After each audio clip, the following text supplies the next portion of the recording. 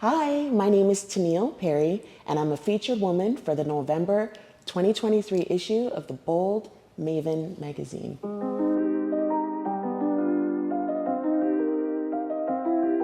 Can you share a little about what you do?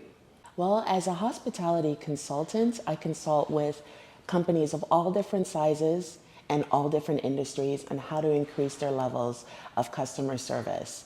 This will help them to have client retention, employee turnover, build corporate culture, and do many things. Service is about experience, and it really filters through every aspect of your company. What schools did you attend? I attended Ryerson University in Toronto. Yes, I'm a Canuck from Canada, and the university is now changed to the Toronto Metropolitan. But initially, the bachelor's degree was designed to be hands-on. And it was also the university that Isidore Sharp went to and graduated from. And he's the founder and creator of the Four Seasons Hotels and Resorts. So they had a really great program where in order to graduate, you had to do 1,600 hours in the field. So they told you that right from the beginning, get ready, you gotta work in the field and you gotta get that hands-on experience. And I knew I loved it right from the beginning. In this industry, a lot of people fall in the industry, but I actually made the decision that this is what I wanted to do. And I've been doing this for the last 24 years and I still love it.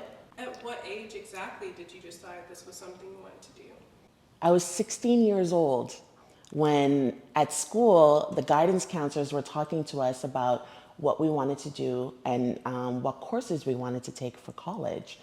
And I just knew that I wanted to be in business, but I knew I didn't want to be stuck behind a desk all the time. I knew I loved the interaction of being with guests and just having a good time where it almost feels like every day is a different day.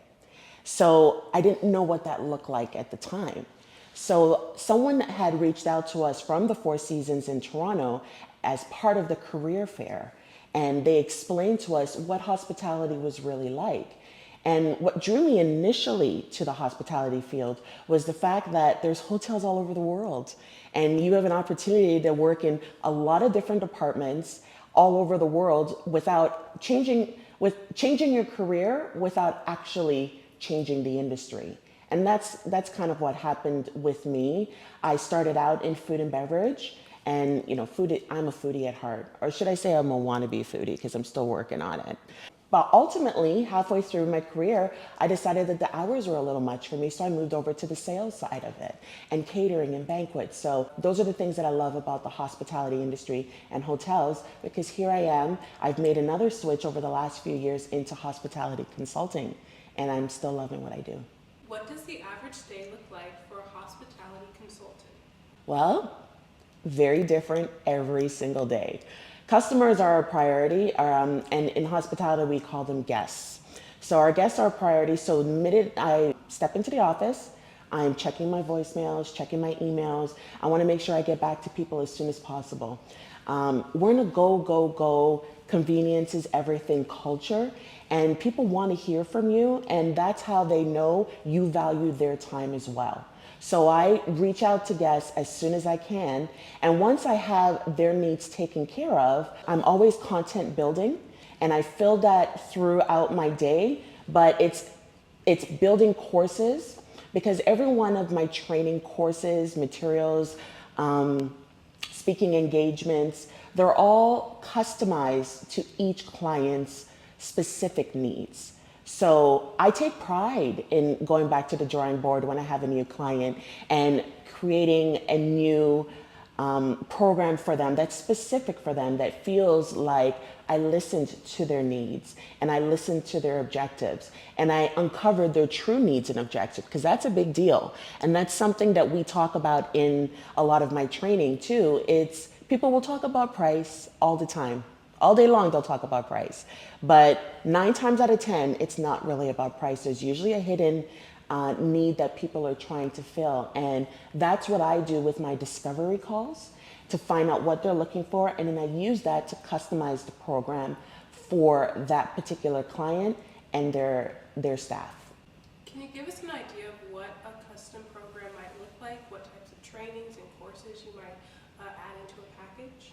Well, we have many programs, but the two main ones, the first is our intensive program, which is a 1 day, and we talk about customer service and really the evolution of customer service. And that's what makes my training different than the average customer service consultant or hospitality consultant, because we really look at the evolution of service, which is customer empathy. We're in an age right now where customer service is no longer something that's good to have. It's an expectation. Everyone expects that you are willing to work with them, and people are more forgiving. Customers are more forgiving if they feel like you actually care about their needs, if they feel like you're listening to them. And if you make a mistake, that's okay. It's okay to make a mistake, but taking accountability for it, taking ownership, and moving on from there is just really important. Stepping into this role, had any unexpected challenges come up? You know, initially when I started the business, I started it because my passion was twofold. I had a passion for the industry and I wanted to share that with the world, but I also had a passion for training. I minored in communication, even though my master's was in hospitality and tourism management. I minored in communication, so I always knew that that was important.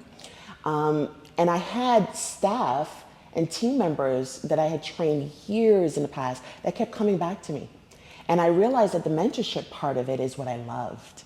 So that was initially why I stepped into the realm of consulting.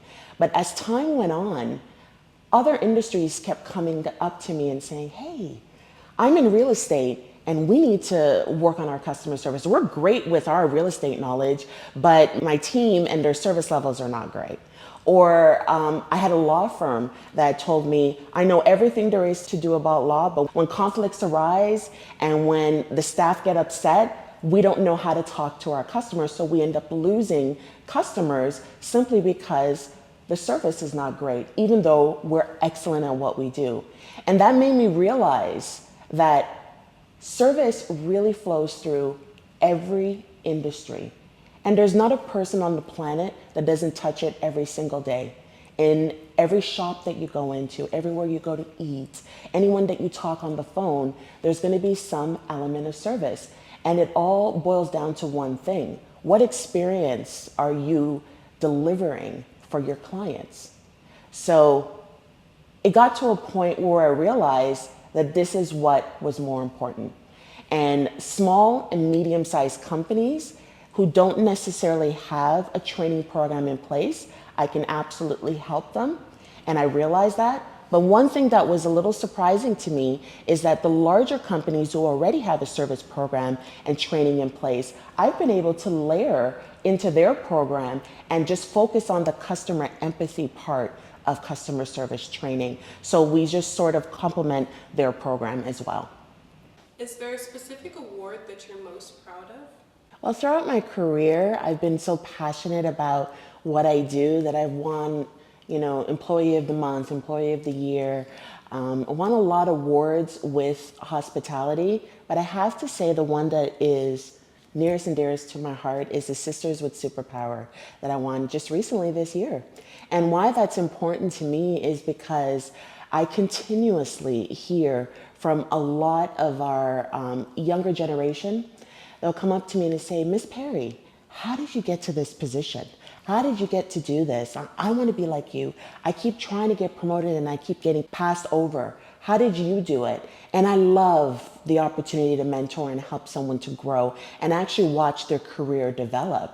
So when the Sisters of Superpower award came about, I just felt so honored because I feel like it's important for our younger generation to see women that are just like them in the community that are doing things with grace and with ambition and excellence, because they can absolutely do it too, but they don't feel that way. So we're trying to change that dynamic.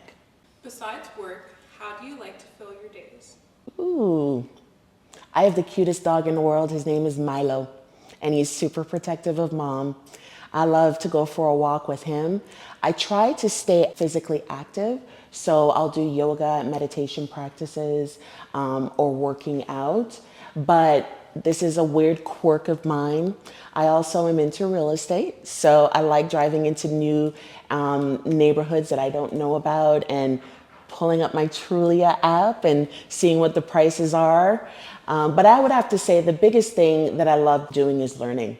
I'm constantly learning and always trying to stay on top of trends because it just interests me. It's not so much that it's important for my career, which it is, but it just interests me to know what's going on in the world, what are the new trends in my industry, what other people are doing, and other people I can connect with.